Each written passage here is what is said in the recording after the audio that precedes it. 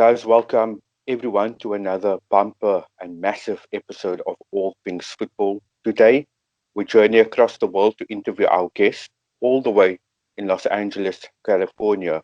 He was the epitome of the modern day fullback in a time where the phrase modern day fullback had not yet been coined, marauding down the wing with great gusto and with his attacking and passing ability. He would not have been out of place in a Pep Guardiola side.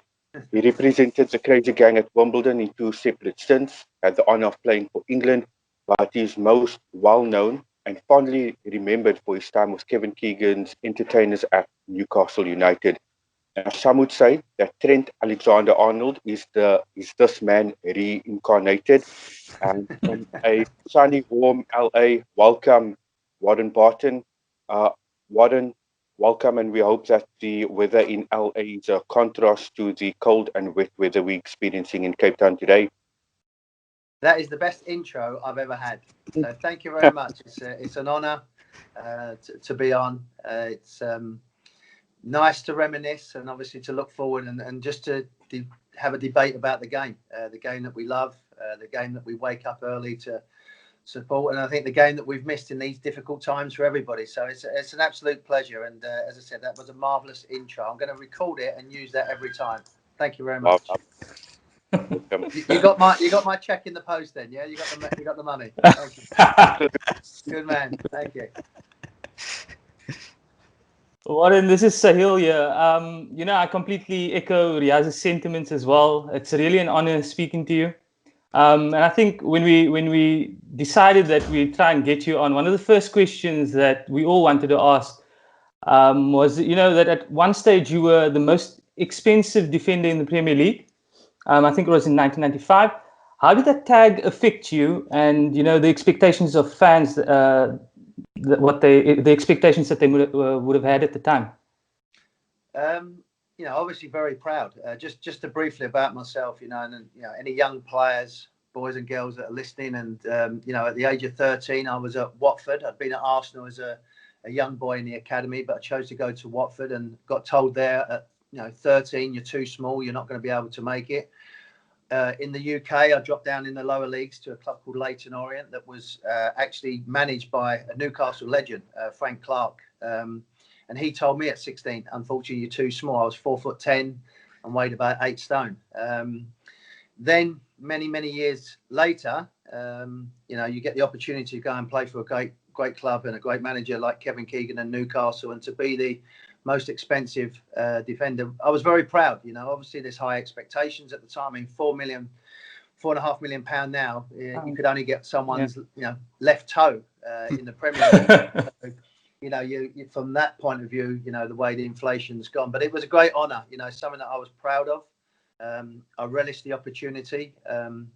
You can't do anything. It's like Harry Maguire gets a lot of criticism, mainly because of his performances sometimes, not necessarily, but people do go on about the money, and he can't do anything about that. When happened to Rio Ferdinand and so on and so on. So it was no different in my time that when someone put that price tag on, they expected things. One of the good things, I was going into a tremendous team. And in that summer for Newcastle, the likes of Les Ferdinand was £6 million, David Ginola for £2.5 million, and Shaka Hislop for just under £2 million at the time. So we all come in a short space of time, which maybe took a little bit of pressure off of me. And the four of us, obviously, we hit the ground running, and we started off and had a magnificent start. So, when you weigh up all them type of things, and what I explain to my sons and, young players that want to play in the game, play it because you love it. Don't worry about the money. Play it because you enjoy it. And, that was how I did it. And I was, very, very proud to have that price tag. It only lasted about 8 or 9 months because as the inflation, someone come in, Slaven Bilic was the next defender, and then obviously someone like Rio Ferdinand blew it out of the water. But I had my moment of fame, and I thoroughly enjoyed it. And as I said at the time, to be a record price tag for a defender was an honour when you look at what I'd gone through to get there. So I loved it. It was great. Warren, so we fast forward into the following year, and Newcastle obviously beat Manchester United 5-0. You made an appearance in that game. it's the game that basically won me over. And yeah, I've supported the club ever since that game. Tell me, what was it like playing in that game, the atmosphere, and beating such a great rival with such a wide margin? What was it like in that game?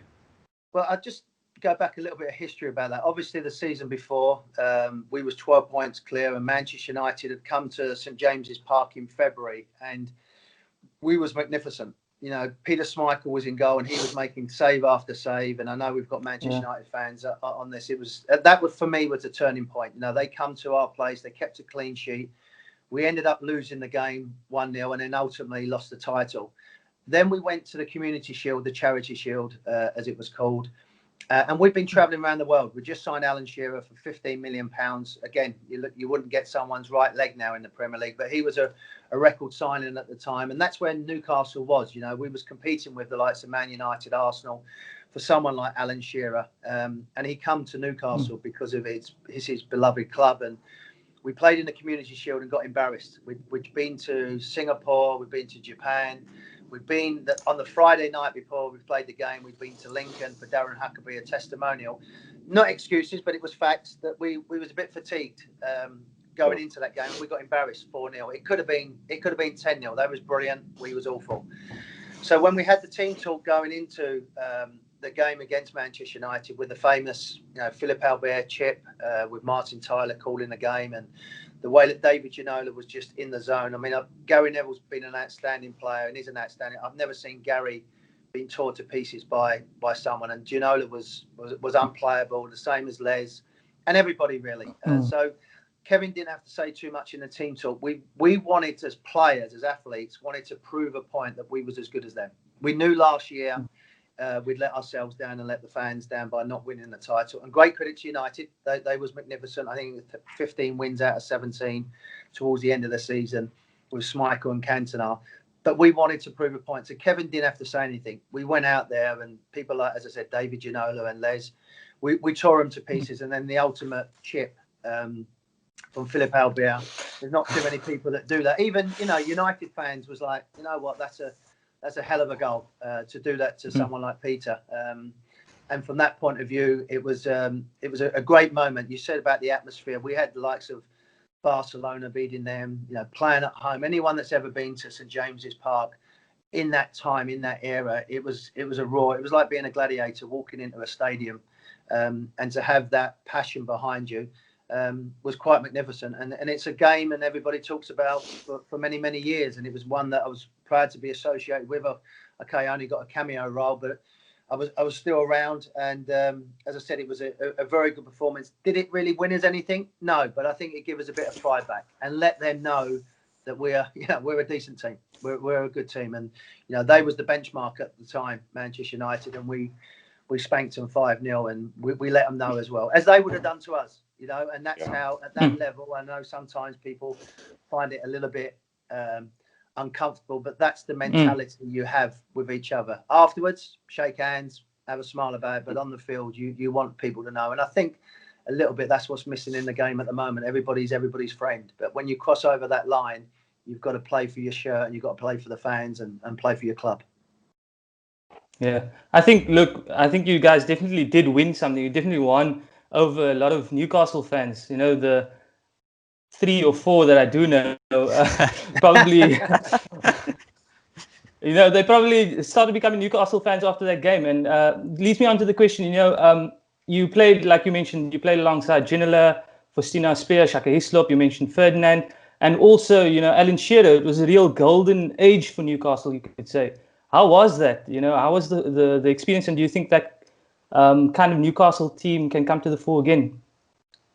Well, we was hoping it was going to come to the fore with the takeover, because it wasn't just like a new owner that was going to come in like a local businessman and put a few $1 million or pounds into the club. This was going to be, PSG, Manchester City type of ownership. So that's what it's going to take, to compete. We've seen, the likes of Manchester United, the money that they've spent, Liverpool, Man City, and Newcastle a long, long way behind that at the moment. But that could quickly change. That could quickly change as we was hoping it was going to do in the last few months, but obviously the circumstances have changed. It was just a wonderful area. Anyone that knows the Northeast at that time, particularly Newcastle, it was a real vibrant town. There was apartments, bars, restaurants, complexes being built, a real hype about the city.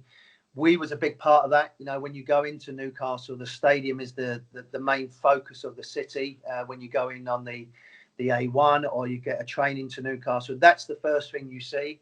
And iconic things like the Grandad collar, you know, for the shirt, the uniform with the buttons. Yes. That was, you know, Manchester United had it with the lace up with Cantona and the collars. Newcastle had it with the Grandad collar, the shirt, the Newcastle brown owl. It was all that excitement, vibrant, young, enthusiastic area, and that's why it gravitated to a lot of people worldwide because of the players that we had. I mean, Tino Asprilla, you said, was a wonderful player. A character as well. Peter Beardsley was one of the best players in the Premier League at the time. Les Ferdinand was most deadly strikers. Then you throw Alan Shearer into that, who's arguably the best number 9 the Premier League has ever seen. Maybe not the best player. I think people like Henry as an all-round player, but I think Alan Shearer was definitely the best number 9 the Premier League's ever seen, and his record speaks for himself. And it was just, we had a really good rapport with the fans. You know, we mixed with the fans. We went to them after a game, win or lose. You know, it wasn't all great. You know, we had our ups and downs, but we always stuck together. And the fans, I think, appreciate that and knew that. With the likes of Gary Speed, Rob Lee, me, Shay Given, we had players that, knew about the community and knew about the people. So it was an exciting time. And, it was a great time for my life. Just got married. I've moved up there. I was, planning to have a family. And that's why I think of it so fondly, because I had a great relationship with everybody up there. We know whether it was people making a cup of tea or, the 7,000 or 8,000 fans that would travel down to Blackburn or Coventry or Burnley on a Tuesday night. We had a great rapport, and I think that's why we still think of them times so fondly. Now, Warren, you mentioned the fact that you were keen to stamp your authority and let Manchester United know that you guys wanted to get some of your pride back and so forth. I mean, in the mid-90s, you guys were one of the dominant forces of the Premier League. And as Wasim and yourself mentioned earlier, you guys, of course, set the footballing world alight with that 5-0 victory, a massacre really of Manchester United at St. James Park. And you guys rightfully were challenging for the Premier League. As a United fan, one thing that sticks out, a moment of infamy and a memory, was Kevin Keegan's rant or meltdown, shall we say, was his criticism of Sir Alex at the time. What I want to know is what sort of effect did that incident have on the squad? How did it affect team morale? And had Newcastle gone on to win the Premier League, what would that have done and meant for the club and for the city? Oh, it would have been huge. You've seen what happens to Man City. You've seen what happens to, that's why I look back and look at Blackburn that have won the Premier League. Leicester have won it. Newcastle should have been there. There's not a day goes by that I don't think any of us wish we could have changed it. You wake up every time thinking, because you're judged on what you win. Yes, we was the entertainers, a style of football probably at that time had never been seen before. We've seen obviously now Man City, the way that they play, and Pep Guardiola, changes the philosophy of the game now. Kevin was very much part of that. And the outburst that had been simmering for some weeks. So Alex Ferguson had played the mind games, and Kevin is one of these guys that wears his heart on his sleeve. Yes. And when he's happy, but when he's sad, and that's his strength. And it can also be a weakness because the pressure was building.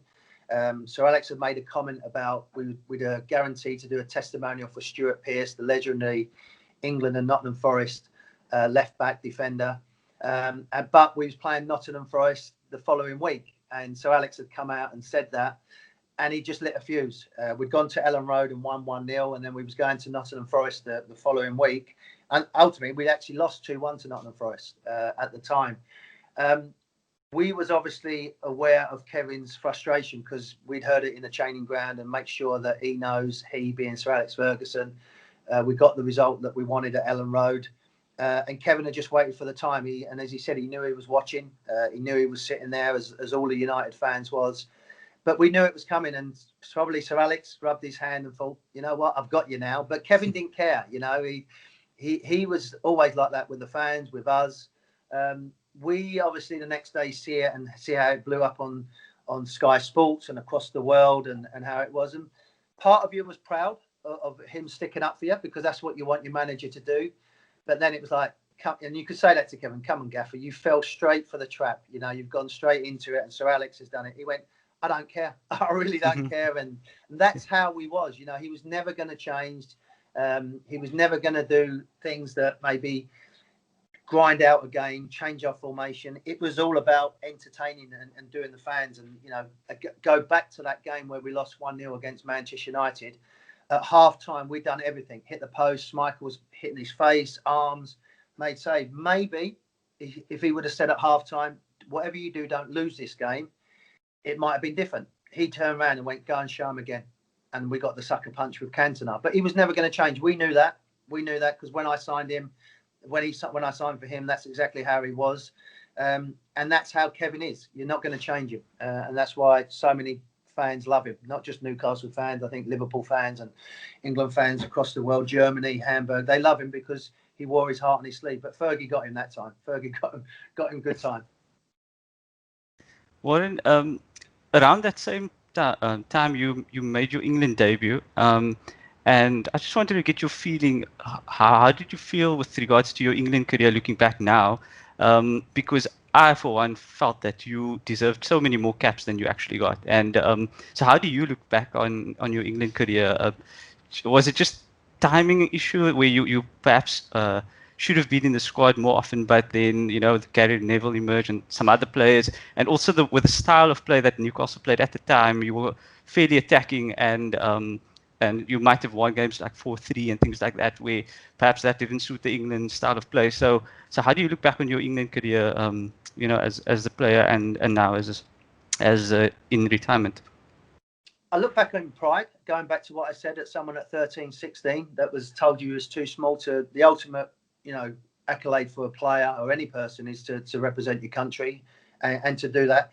Maybe looking now, I'm older and wiser. My England career was a little bit cursed because my debut was against the Republic of Ireland and it was postponed after 27 minutes with crowd trouble. So maybe that was a glimpse of what my England career was going to be. And I was just thinking about that the other day because someone asked me. The good thing is I can say my last England appearance was at Wembley, the old Wembley, and it was against Brazil. So there's not too many people that can say that. And I always think other people should say, you know, yes, I should have had more caps, or, you know, if Gary and David Beckham had a great relationship on and off the field. And you know, Gary was a tremendous player and, as I said, worked very, very well with David Beckham. You know, I was lucky enough with Graham Taylor at the early stages in the early 90s with him, Terry Venables. Obviously getting ready for Euro 96. And yes, obviously, I think, you know, my playing time, I deserve maybe to be, you know, evolved a little bit more. But at that time, if you remember, like Liverpool had Rob Jones, a very, very good player.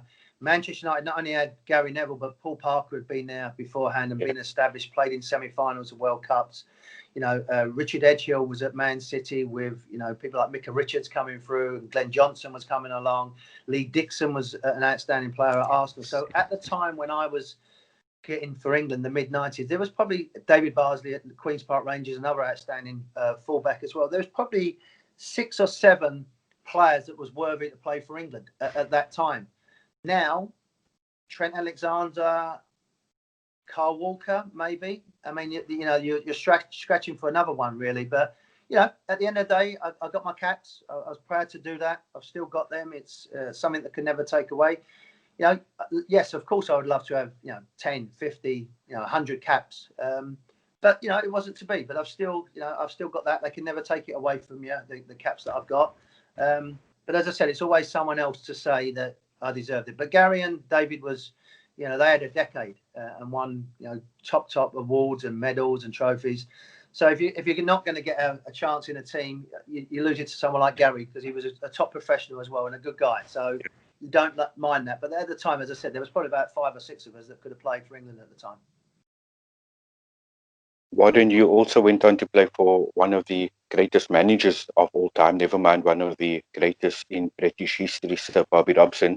I came across an extract that really epitomizes the great man's outlook on the game. If I can just pull it up real quick. In that extract, what he says is, what is a club in any case?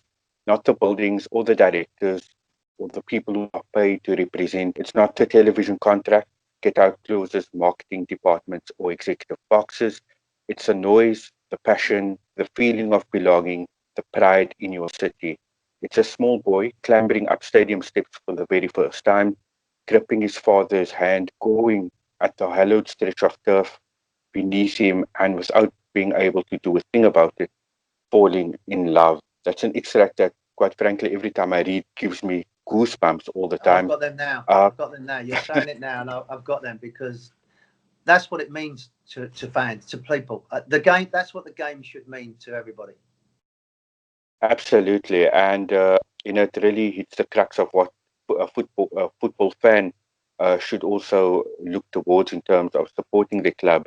What I wanted to know was, what was it like to play under a manager such as Sir Bobby? What was his influence like when he came to Newcastle United? And of course, keep in mind that due to his mentorship, it also gave rise to the career of one Jose Mourinho. If you can maybe just touch on that a bit for us. He was the best. When you talk about a manager, and even modern day managers now, tactically, it's fantastic. He's been in Europe, Portugal, Holland, Barcelona, arguably one of the biggest clubs ever. So tactically, he was phenomenal. Understanding the philosophy of clubs was one of his strong points, and his man management skills, the way he would treat me, Gary Speed, Alan Shearer, different to say Norberto Solano or Shay Given. The way that he had that rapport with people. In this time at the moment, where fans haven't been allowed to go to stadiums and any sporting event, I think it's been a reality check for everybody in sports, is that yes, we love the TV rights, the sponsorship, the money, the shirts, everything, but the game is nothing without fans. It's nothing without the roar, the chants, the booing, the screaming, the shouting, whatever it is. The NBA I'm watching at the moment, and the Premier League. So out of all of this, we understand now how important fans are. If you don't, then you don't understand the game. And what Bobby understood was what Newcastle meant, and his first influence walking in, we'd had Rude Hullet, and we was really going nowhere. We was languishing near the bottom of the table. We had people like Alan Shearer, as I said, facing away from the goal. Gary, we had excellent players, top class players in the Premier League. So Bobby walked in with a little skip. He would come into the training ground. He was like a young boy. His dream had come alive to go back to Newcastle, and you could see it was written all over his face. I was just pleased he remembered my name, because that was one of Bobby's things, his names. He actually knew me, and we had a chat, and he just said to Alan in front of all of us, and I remember it as clear as yesterday, he said, "Alan, why do you keep coming to show for the ball?" And Alan went, "Well, that's what the other manager wanted me to." He said, "Go that way. That's where the goal is. That's where you should be facing." We played Sheffield Wednesday. We beat them 8-0, and he scored 5 goals. So it's how simple, and how the way he managed it all with Alan and turned Alan around like that. Because Alan was going. Alan was leaving. If Rude was there, if we beat Sunderland and Alan wasn't playing the next game, Alan would have left. And then God knows what would have happened at the club. Bobby comes in. We stabilise ourselves. But and I try and emphasise this to my kids as well, and our coach as well. Bobby Robson, for me, was a great human being in general, just a great person. There was a side to him that could be ruthless. There was a side to him that wasn't pleasing to everybody. But as a person, he felt like he was doing the right thing. Even when he told me and Rob Lee towards the end of our career, I was 33, Rob was 35. Listen, you're not going to play a lot. The time's moved on. He could still do that in a way that you felt, he's probably right. Deep down, you don't want to hear that as a player. I wanted to play for the next 10 years at Newcastle, but he was right. The way he said it and the way he made you feel was great. And he knew the media, he knew the fans, he just the whole package. Not that Klopp's anywhere near it, but Klopp gets it at Liverpool. He gets what the Liverpool fans are. He gets what the media are. He gets what the players want, and you can see that. And he's probably the closest. But he's not as sophisticated and as stylish as Bobby. He doesn't have that charisma as what Bobby has. But as for someone that understands it, and watching his documentary, Netflix at this time, we've watched the Michael Jordan one, and obviously I've just started watching the Tottenham one with Mourinho. So many things of what Bobby is. in Mourinho, and you can tell that. And in my life as well, you know, the way I live my life is what Bobby is. Silly things, and I was brought up this way as well. You know, you open the door for a woman if she's walking in. You know, you get across the road if someone's, you know, needs help or whatever. And that's how Bobby was. He was just a really nice man. He loved the game and he loved football. I mean, we'd be waiting to leave places like Selhurst Park, which is the worst stadium to get out of, the roads, and it takes you forever. He'd be there 45 minutes while we're on the bus, signing autographs, talking to a steward about a game that happened with Crystal Palace in 1976 with, you know, Terry Venables and Malcolm Allison, and reminiscing about that. And we're like, Gaffer, we got to go, you know, we got a flight to catch. And, yeah, I'll be there in a minute. And, you know, that's just how Bobby was. And great man, you know, great memories, and a wonderful manager as well. And, you know, we miss him. We all miss him in the game. And, you know, it's a horrible disease that took him away. But my time, he had a big influence on me. He had a really big influence on how I want to coach, how I want to be as a person. So for me, he's the best. Warren, you know, with your experience in media now and as a pundit, you know, I just wanted to ask you, you know, growing up, when I started watching EPL or the Premier League, it was around about the time that you were plying your trade at Newcastle, you know, and a lot of us at the time were not privy to having cable TV where most of the EPL matches were broadcast at the time. But slowly and surely, though, that changed, and the Premier League became more available to a more broader and a more global audience. What do you think, or in your opinion, what is the main factor being in making the Premier League so marketable over other leagues, and what is the appealing factor, do you think? The excitement. I mean, why do you wake up when I worked with Fox, we had the Premier League for 9 years, you know, waking up at 4:00 in the morning, and whether it's Man United, Liverpool, or Newcastle, Sunderland, or whatever the games may be, it's that excitement, it's that passion, it's that relentlessness. And I think that's why we all enjoy it. You know, I was lucky enough to be at the start of the Premier League, when it went from being, you know, the Championship to this, as I said, to this team of marketing that have gone. You know, I've lived in the States now 12 years, and, you know, there's fans everywhere, whether it's on the West Coast, East Coast, South. People are waking up, they're going into pubs early in the morning to obviously watch these games, and just the way that it's been marketed. But it's like everything that's been associated at the moment that's different to the other leagues. It's the passion, the quickness of the game, how relentless it is. And that's what the Premier League is. You know, people sometimes don't understand, well, why is it different than the Bundesliga or the Liga? You hear now, like people like Timo Werner saying, you know, defending it, it's non-stop. It's so much excitement. It's end to end. You don't know what's going to happen. You know, the teams, you know, City, you know, they've come along now, and they've been found out a little bit, you know, where we've seen them, you know, be so far behind, and other teams are changing. Other leagues don't really do that. They keep the same culture and same philosophy. And that's what the Premier League, because of the finance and the money, and that's what makes it so appealing. You know, we get up every morning because it has that. And for me, it's in my blood, because I was lucky enough for 18 years to be involved in the Premier League or the Football League. And then obviously, you know, being involved media wise, you know, the fans over in the States, they love it. And I'm sure it's the same all over the world. You wake up early, support your team, you get behind them, and win or lose, you're gonna support them. And that's what the Premier League is a little bit different, because it gets you emotionally involved, because it can upset you, it can frustrate you, where the Liga is like, okay, we get the ball, we pass it around, it's beautiful, you know, but it don't get me on the edge of my seat. The only time Messi or Ronaldo, they got me on the end of my seat when they play each other. The Premier League, I could be watching, you know, next season West Brom against, you know, Everton. You know, not a great thing, but there could be a scuffle, could end up being 4-4. It could be, no one knows what it's going to be. So I think that's the appeal to it. It's got to keep growing, and obviously it's got to keep challenging more in the Champions League. But it's just such an exciting league, and that's why you guys are thousands of miles away from the Premier League and St James's Park and Old Trafford, but I bet a bottom dollar when it comes to the game kicking off on your cable company, you're sitting there ready to go with your cup of tea or your beer, ready to watch the game. For sure. It's about to start. Just wanted to know your thoughts. Liverpool obviously finally won the league, and the Man City have strengthened already. Manchester United today have brought in Van de Beek. Chelsea have brought in quite a few players already. I just wanted to know your feeling of who do you feel will be favourites ahead of the next season? I think there's always the champions. I think they are always they go in as favourites, and as Klopp rightly said, it's not to defend his title; it's to to try and win it again. It's not just to defend it; you have to have that mindset to go and win it. Manchester City will be better.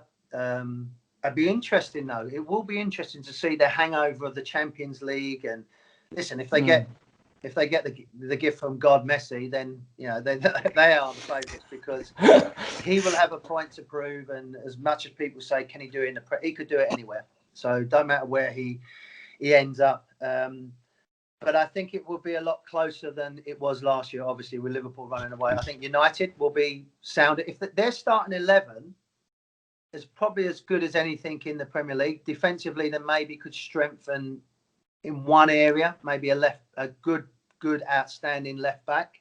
And it'd be interesting to see what they do in goal as well with De Gea for him, because I think he has let himself and the club down in recent weeks. 3 years before, he was their best player for 2 years. No question about that. But I think it was like the PSG game. He's never really been the same from the goal that he's let in. He slipped up, so he's never really got over that. Chelsea will be young and vibrant. If they can hit the ground running with their young players, they're going to be fun to watch, because they can play different systems.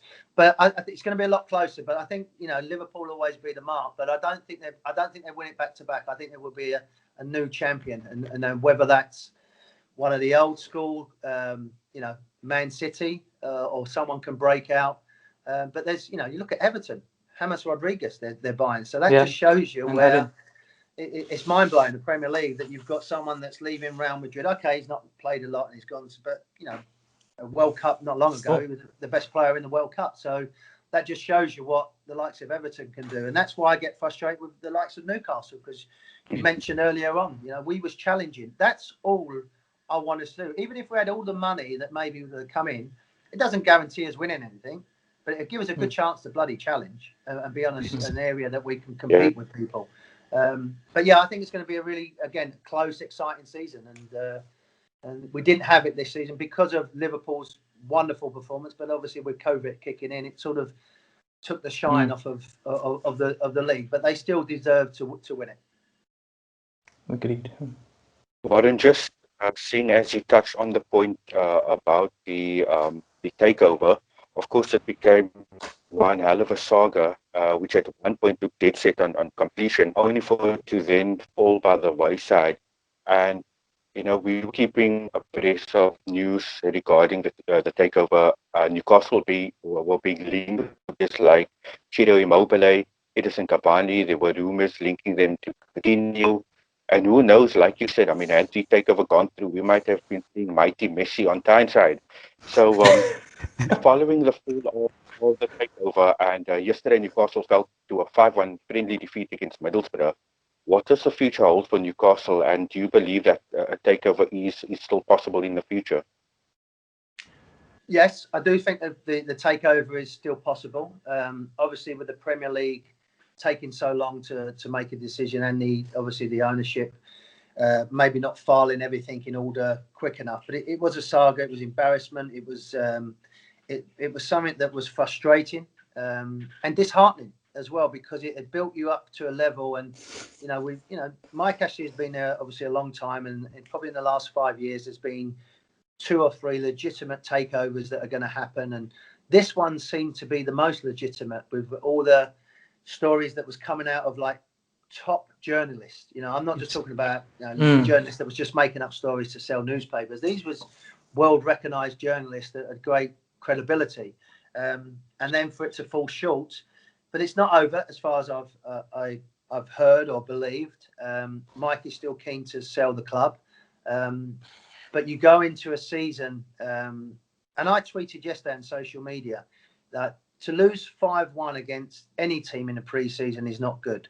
To lose it against Middlesbrough, who are one of your northeast rivals, is embarrassing. And someone asked me, what would you do? And I'm not saying about running them or the players, but take them back outside and go through some stuff. Don't just let them get in their cars and drive off. I'm not sure whether Steve did it or not, or they're back in today. But for me, they've got to understand what it means to play for a top Premier League club. And for me, Newcastle is a top Premier League club. And I know we haven't won anything, we've been relegated, but that's where my standards are with Newcastle. I'm not happy when I hear my coach come out and it's been a good season that we've survived. That for me, it's not. I look at Wolves, I look at Leicester. You know, we're Everton. We're up there with them. You know, surely we must be up there with them. Forget Man City, Liverpool, Man United, Chelsea. Forget them, Arsenal. You know, forget them. I'm just saying we should be in that bracket of where they are, of competing in Europa for a minimum. But that's how far we should, and that's the genuine feeling of the club of just surviving. Mike's just surviving. Steve Bruce is just surviving. The fans is like, really, is that what we look forward to? You know, you said about the game, the 5-0, the roar, the atmosphere. People was like 4 hours in the pub beforehand getting ready for the game. Now we're having to wait for fans to come into the stadium because they don't want to be there, and it's disheartening. But you've still got enough players out there. And I go back to it as well, my friends, is that regardless of the players you have, put them in a position to try and win games. I've seen too many times Newcastle try not to lose a game against the likes of a Bournemouth at home, against a Norwich at home. We plan a game not to lose against them. Forget the others. And that's what's disheartening. You know, I'm used to my team playing on the front foot. We might lose 4-3, as you rightly said, but we're going to have a go. We might end up winning it 4-1. So from that point of view, and it's just very, very frustrating. And as I said, there seemed to be no embarrassment of what happened yesterday in a result of friendly 5-1 because of the circumstances of the takeover not happening. Steve Bruce, no players coming in. I know that we're linked with some players from Bournemouth. That always worries me, that you buy players from a team that got relegated. I think, you know, you look in Europe, there's some really exciting players in the Bundesliga. There's exciting players, you know, younger players. I think the team needs to be younger. It needs to be quicker. It needs to have more energy about it. It's just flat. And that's, you know, we will win a game 1-0 and we grind it out. But is that going to be enough to keep you in the Premier League? And if it is, I don't really want to be in that circumstances where I'm watching a game thinking, bloody hell, I better put the kettle on. It's going to take a long while, this game. Warren, see that far too often. As a United fan, and as Wasim's friend, Sahil as well, we often have to console him with some of Newcastle's performances. And to top it off, I always tell Wasim that, in my estimation, Newcastle should really be where Spurs are at the moment. They have the fan base. They're a huge club, albeit they've not won anything, but they're a massive club. And they should really be one of Europe's powerhouses, never mind one of the Premier Leagues. I think with the passion of St. James Park, they really should, you know, push on, keep going forward. And I think if it is inevitable that the takeover does get completed, the sky is the absolute limit for Newcastle, which, to be quite honest, I don't want to see. I don't want to see them poaching players that could come to Old Trafford, but who knows what happens. Yeah, I think people fell in love with the fans, the Geordie fans, because of wherever they went, they was there in their numbers. I remember my first game. We went down to Coventry in a game, and Coventry Stadium was, you know, it was not the easiest place to get to, but there was 7,000 fans. It could have sold out 17,000, but all our allocation was sold. It was the first time at Ewood Park, the back end of the stadium was sold out with Newcastle fans. And that's what it has. And when you're playing for that, it takes a lot, because the pressure is on you, you know, to play. And lucky enough at the time, we used to thrive on that. You know, we used to think, going out for a warm-up and there's 7,000 fans getting behind you, you're smiling. And that's what I wanted. You know, that's what some players at the moment think, oh, God, I don't want to do that. I can't handle that. We couldn't Shay Given couldn't wait to get out there and start warming up behind them. And that's what gives you that momentum. And, you know, going into St. James's, and like you said, that's what the Newcastle fans, and the shirt, the black and white, it's a little bit different. It's not blue, it's not red, it's a different, unique feel to the kit.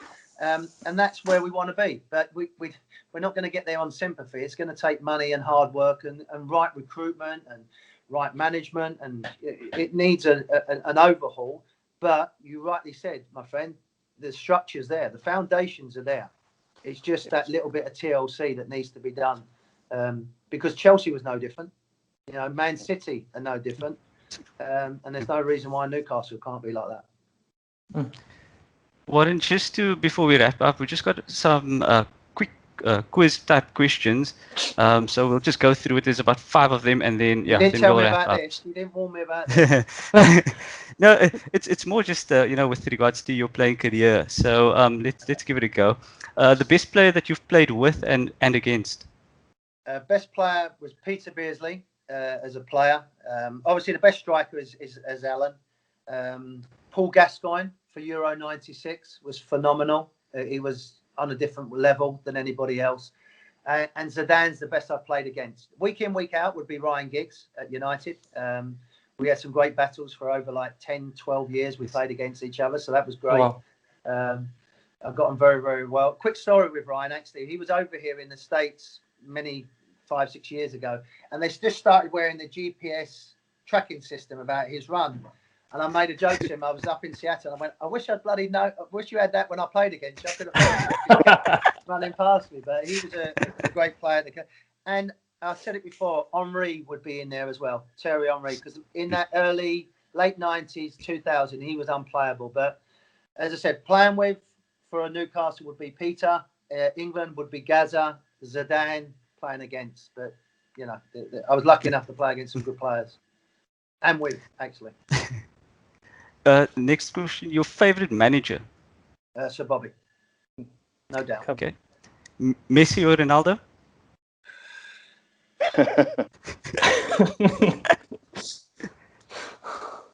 Messi is not from this planet, but I would go with Ronaldo.